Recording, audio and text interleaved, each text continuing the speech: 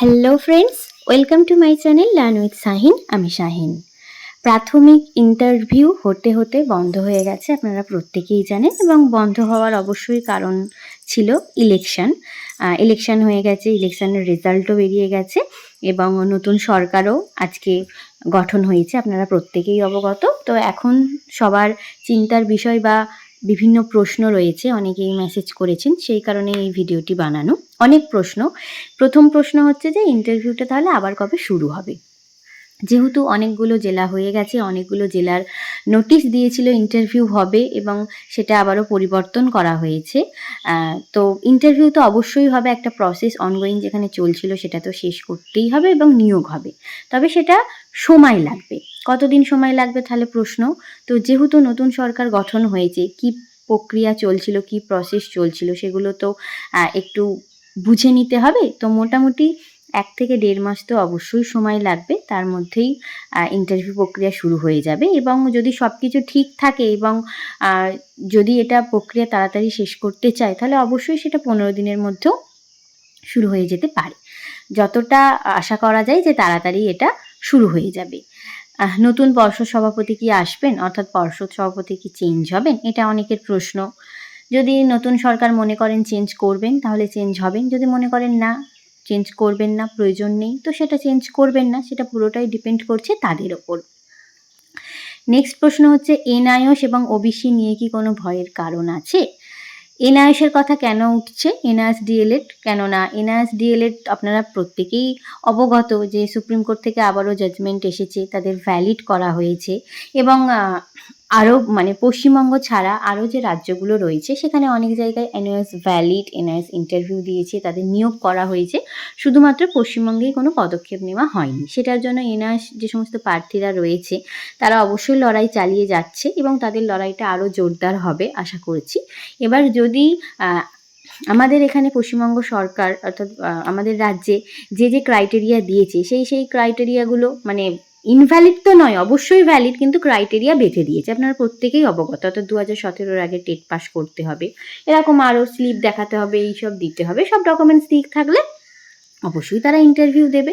তো ইনভ্যালিড তো নেই, অবশ্যই ভ্যালিড রয়েছে। এবার সেক্ষেত্রে যে ক্রাইটেরিয়াগুলো রয়েছে সেগুলো কি আরও শিথিল হবে না সেটাই থাকবে, সেটা ডিপেন্ড করছে যারা রয়েছে সে সমস্ত প্রার্থীরা তাদের উপর।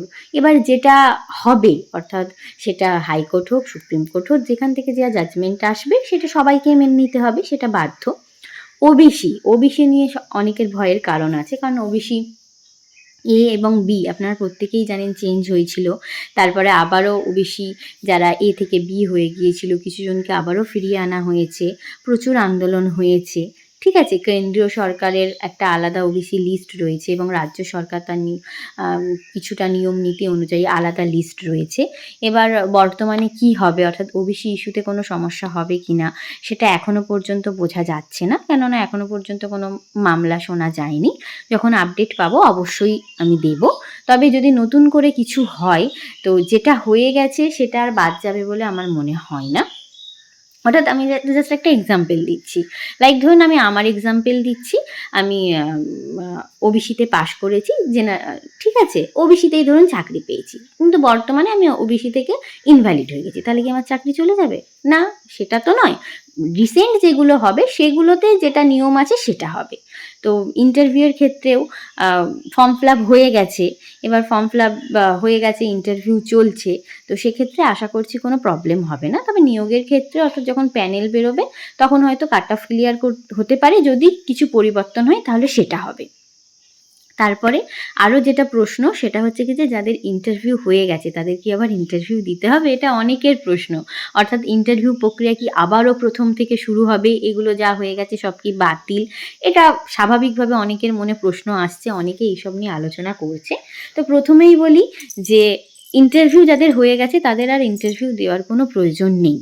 যেখান থেকে শুরু হওয়ার সেখান থেকে আবার নতুন করে শুরু হবে, কারণ পুরো প্রসেসটা ক্যান্সেল করে আবারও শুরু হবে এটা কোনোদিনও সম্ভব নয়। যেমনটা হয়েছে তেমনটাই থাকবে, আবার যাদের হয়নি তাদের শুরু হবে। ভ্যাকেন্সি বাড়ানো কি সম্ভব? এটা একটা ভ্যালিড প্রশ্ন। কেননা ভ্যাকেন্সিটা খুবই কম, আপনারা প্রত্যেকেই জানেন, এবং ভ্যাকেন্সি বাড়ানোর জন্য 22 স্টেট প্রার্থীরা বহু পরিশ্রম করছে, সমস্ত জায়গায় যাচ্ছে। অলরেডি আজকে তো সরকার গঠন হলো, তার আগেই যারা বিধায়ক হবে, যারা খোঁজখবর পেয়েছেন, ভোটে জিতেছেন, তাদের কাছে গিয়ে ডেপুটেশন দিয়ে এসেছে। তো ভ্যাকেন্সি বাড়ানো কি সম্ভব? এই প্রশ্নটা যদি বলেন, যদি চাই বর্তমান সরকার, তাহলে অবশ্যই সম্ভব, ভ্যাকেন্সি বাড়ানো যাবে। এবার সেটার জন্য অবশ্যই সময় সাপেক্ষ, কারণ অনেক অর্থ দপ্তর থেকে বিল পাস করতে হবে, অনেক কিছু করতে হবে। তো 22 স্টেট বা সকল প্রার্থীদের বলবো, আপনারা আপনাদের মতো যথাসাধ্য প্রচেষ্টা চালিয়ে যান। যদি ভ্যাকেন্সি বাড়ে, সেটা তো সকলের জন্যই ভালো হবে এবং মঙ্গল হবে, আরও অনেক বহু প্রার্থী চাকরি পাবে। তো আপনারা আপনাদের মতো চেষ্টা অবশ্যই করে যান। এবং সবশেষে বলবো, ইন্টারভিউ হবে, নিয়োগ হবে, সবই হবে। তো সেটার জন্য পড়াশোনাটাও খুব গুরুত্বপূর্ণ। তো এগুলোর পাশাপাশি অবশ্যই পড়াশোনাটাও করুন। অনেক কিছু নতুন জানতে হবে। এই যে নতুন মন্ত্রিসভা এসেছে, এটাকে মুখস্থ করতে হবে, পুরনোটার থাকবে না, ঠিক আছে? অনেক কিছু আপডেট এবং কারেন্ট অ্যাফেয়ার্স এগুলো জানতে হবে। তো এগুলোর পাশাপাশি অবশ্যই পড়াশোনাটা করুন। আজকের আপডেট আমার কাছে এতটাই ছিল। পরবর্তী আপডেট যখনই পাবো অবশ্যই আপনাদের সাথে শেয়ার করব। ভিডিওটি এখানেই শেষ করলাম। ধন্যবাদ সকলকে ভিডিওটি শেষ পর্যন্ত দেখার জন্য। ভিডিওটি ভালো লাগলে অবশ্যই আমার চ্যানেলটি সাবস্ক্রাইব করে নেবেন এবং শেয়ার করবেন।